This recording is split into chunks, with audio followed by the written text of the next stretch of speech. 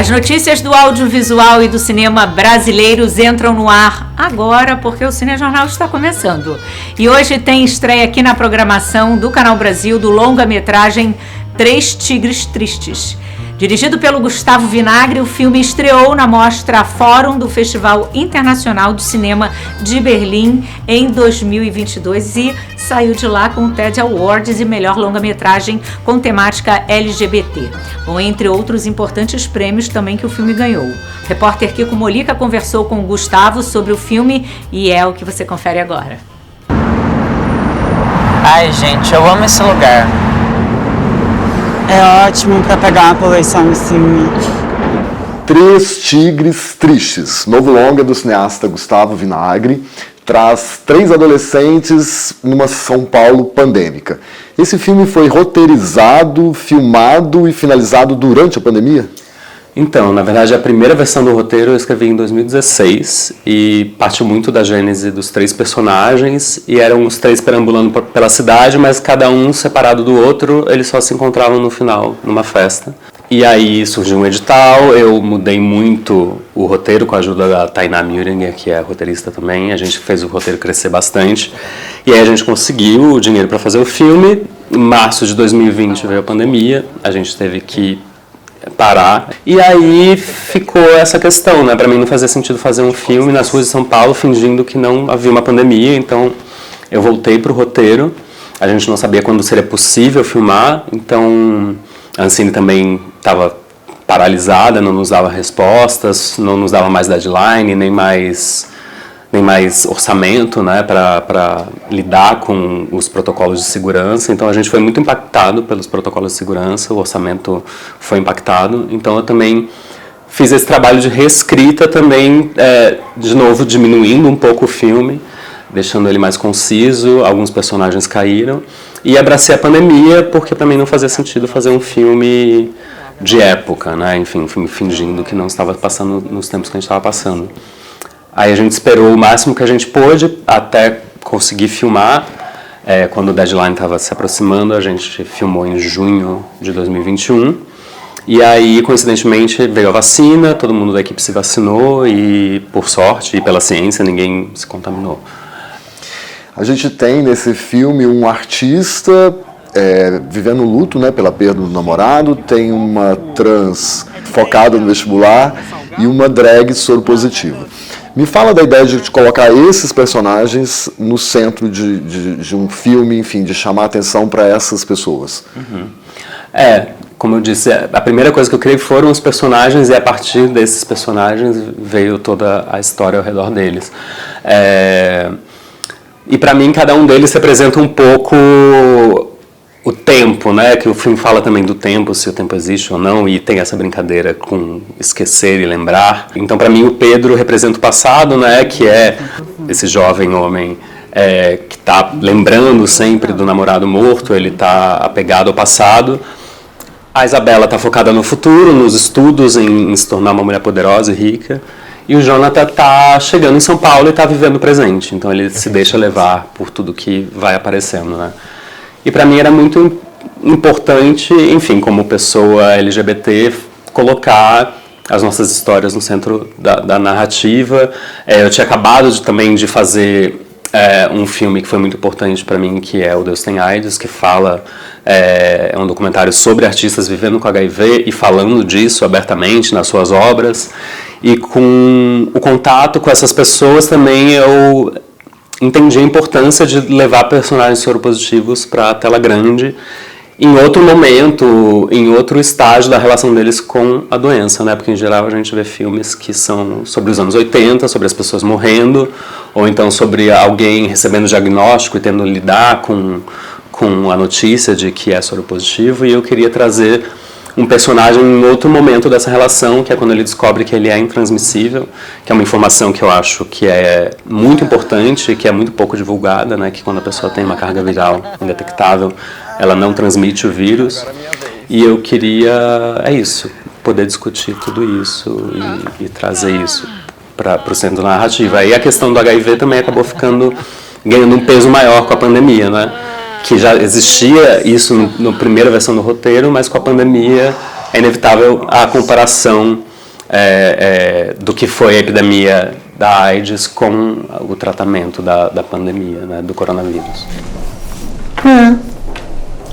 O HIV esqueceu você. Oi? Agora sua carga viral está indetectável. Isso significa que você não transmite mais o vírus. Intransmissível. Meu bem. Vida que segue.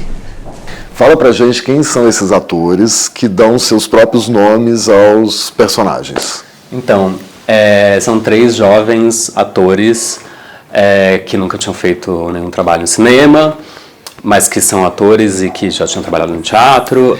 A Isabela Pereira, o Jonathan Vieira e o Pedro Ribeiro. Eu encontrei eles através de um casting um pouco improvisado que eu fiz basicamente através de redes sociais. Eu queria pessoas que parecessem muito jovens, que eu queria que o filme tivesse uma aura um pouco juvenil, quase infantil, e trazer um pouco dessa inocência. Quando eles topavam, a gente fazia uma conversa de câmera, e aí, por fim, eu pedia uma pequena cena, um pequeno teste, eles me mandavam, e foi assim que a gente chegou em contato com eles. E a nova seba não tem uma memória, mas ainda continua. A galera não perde tempo, né? É sobre isso. Chorar pra não rir. Me fala dessas suas opções narrativas. O filme tem barulho de videogame, tem meme, enfim, ele quer um diálogo, certamente ele quer dialogar com essa geração nova, né? Que isso? Tarde demais, mamãe. Eu queria fazer um filme que fosse divertido, apesar de vários temas pesados, que olhasse para esse momento, mas também que entendesse que o ser humano é esse ser que tenta também o tempo todo normalizar as tragédias para continuar vivendo e para seguir adiante, e como a gente também vai naturalizando certas tragédias. E é isso, e a trilha sonora que você falou, barulho de videogame, eu sempre quis ter algo de cartoon no filme, assim, que parecesse um pouco, que dialogasse com essa coisa cartunesca. E aí, basicamente, a gente recuperou canções muito antigas, até por causa do nosso orçamento ser apertado, então são todas canções com direitos autorais livres, canções clássicas brasileiras, a gente retomou, e o João Marcos de Almeida ajudou a dar uma nova roupagem para essas canções com esses sintetizadores que você ouve no filme.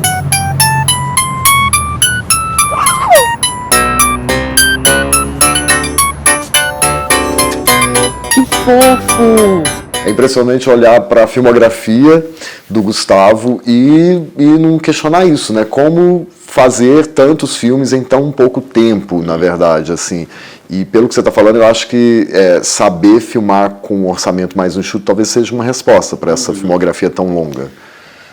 Eu acho que são várias coisas, né? Assim, eu tenho 15 curtas, 6 longas. Eu acho que é uma combinação de privilégios, por ser um cara branco, de classe média, e de poder me dar o luxo de ter amigos que vão topar trabalhar de graça, o que também é algo que me preocupa, porque acaba deixando a equipe sempre também a mesma, porque quem são as pessoas que podem se dar ao luxo de trabalhar de graça e me ajudar a fazer os filmes. E também acho que tem muito a ver com a minha formação em Cuba, que estudando lá, esses 3 anos que eu fiquei e produzindo lá, a gente tinha que lidar muito com a falta de materialidade, assim, é uma escassez física de matéria-prima muito grande, né? Então, eu acho que eu aprendi também a reaproveitar muito as coisas, o que dá errado, enfim, utilizar os erros como linguagem, e também já pensar desde antes no roteiro também o que é possível fazer com o equipamento que eu tenho, com as pessoas que estão disponíveis, com o dinheiro que eu tenho. Então, a minha criatividade já fica muito atrelada ao tamanho da produção, assim. Gustavo, obrigado pela entrevista, boa sorte com os filmes e, enfim, em breve venham muitos outros.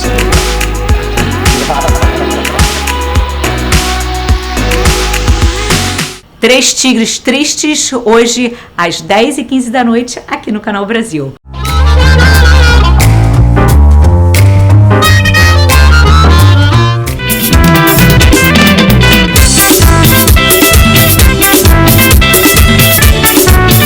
Um mergulho na política contemporânea brasileira, Morcego Negro é um documentário investigativo sobre Paulo César Cavalcante Farias, mais conhecido como PC Farias. Mais de uma década foi dedicada para pesquisar e realizar o filme, que é uma coprodução do Canal Brasil. Cobraram 28 milhões de dólares. Eu perguntei quanto sobrou da campanha. Ele disse 110 milhões. Sobrou 120 milhões de dólares. O que você vai fazer com essa grana toda, professor? Eu não sei.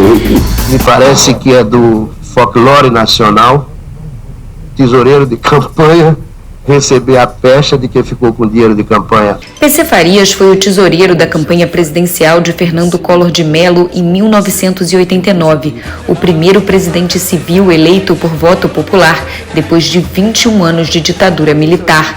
Ele esteve diretamente envolvido no processo que culminou com o impeachment de Collor, abalando profundamente a recém-restaurada democracia no país, e foi assassinado em 1996.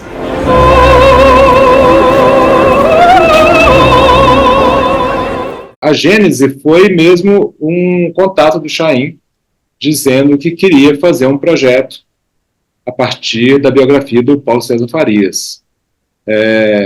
A minha reação no momento foi: vamos fazer, mas você está com paciência? Porque vai demorar, né? A gente sabia dos percalços, das dificuldades, mas a gente também sabia a importância de poder realizar esse filme dentro da historiografia brasileira e da necessidade mesmo de uma época que vai se afastando e ela vai ficando muito, às vezes, marcada, caricata, estereotipada, e que a gente precisava mesmo ver as camadas do que foi esse período para trazer dentro do audiovisual, né, uma visão sobre o período Collor.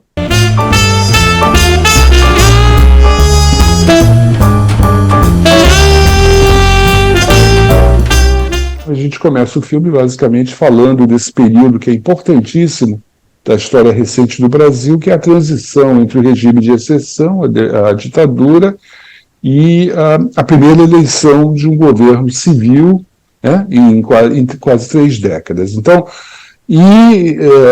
um outro contexto, esse é o contexto, vamos dizer assim, mais importante nacional. E dentro desse contexto internacional, que marca, nesse mesmo período, não coincidentemente, o fim da Guerra Fria, o fim do Muro de Berlim, enfim, toda essa mudança de percepção, né, de uma certa esperança que as coisas iam melhorar, que você não ia mais ter essa bipolaridade entre comunismo e capitalismo. Como é que a gente vai contar essa história? Bom, você precisa personalizar essa história.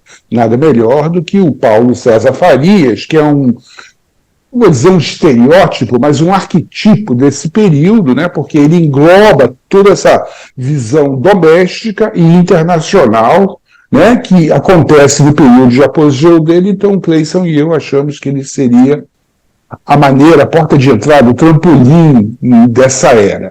Tendo o Ministério e os principais órgãos públicos deste país sido ocupados exatamente pelos nossos companheiros de campanha, criou-se essa auréola, criou-se esse mito de que eu tinha este poder que se comentava e que se falava. A descoberta dos documentos, de certos documentos que obviamente corroboram algumas teses que a gente achava, mas não tinha certeza, obviamente foram motivos de muita satisfação para a gente. Certos documentos que a gente conseguiu através da Lei de Acesso à Informação, principalmente nos Estados Unidos e no Brasil, outros documentos que nos foram cedidos pelo judiciário italiano, outros documentos que a gente conseguiu através de certos agentes secretos da Suíça. Os outros momentos muito importantes foram quando certas pessoas-chave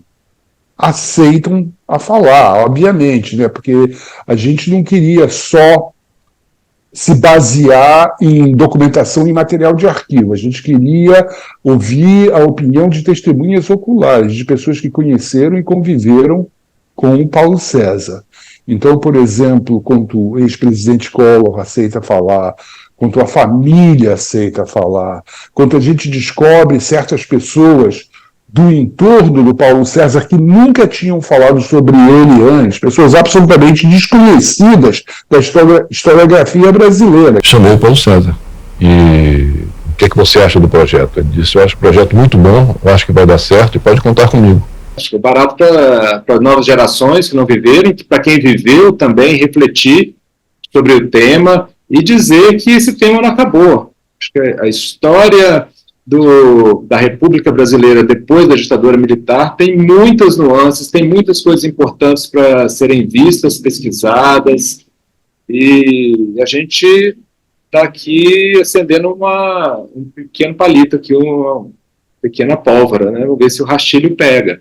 Que as pessoas saiam do cinema, ou depois de assistirem o documentário na televisão, pensando, puxa, tem muito mais coisa embaixo da pele. O corpo humano não é só a pele, a coisa que você está vendo, o rosto, como dizia acontecer a criança, né, Cleiton? O corpo humano consiste de cabeça, tronco e membros. Mas, né, você não vê o coração, o pulmão, o fígado, todas essas coisas que estão dentro, que são tão importantes quanto as coisas que você está dentro, ou mais importantes. Então, isso é uma metáfora do filme. Tem isso, mas tem muito. Quando você assiste um noticiário, você assiste uma reportagem sobre uma coisa, uma crise, uma guerra, e essa reportagem dura 1 minuto. E você tem que entender que esse 1 minuto é só o cume do iceberg, né? Porque embaixo do iceberg tem uma montanha de gelo que você não está olhando. Se você pelo menos entende isso, se você pelo menos tem um senso crítico, olhar alguma coisa, bom, isso é muito interessante, mas essa não é a história toda, eu já me dou por satisfeito. Atribui-me um garimpeiro que, preso como contrabandista, teria dito que conheceu o PC. E que andou no pretinho do PC. Senhores, isso virou folclore. Morcego Negro está em cartaz nos cinemas. E eu me despeço agora desse programa, mas você sabe que amanhã eu volto e a gente se vê de novo aqui no nosso Cinejornal. Um beijo e se cuida. Bom, agora vamos fazer um ping-pong aqui. Ok, um pássaro, meu pai. Um país, Brasil. Um canal, esse. Um botão, inscreva-se. Muito obrigado pela sua presença no nosso programa e para mais vídeos como esse, inscreva-se no canal do Canal Brasil. Clica. Clica, clica, clica, clica. Clica, clica, clica.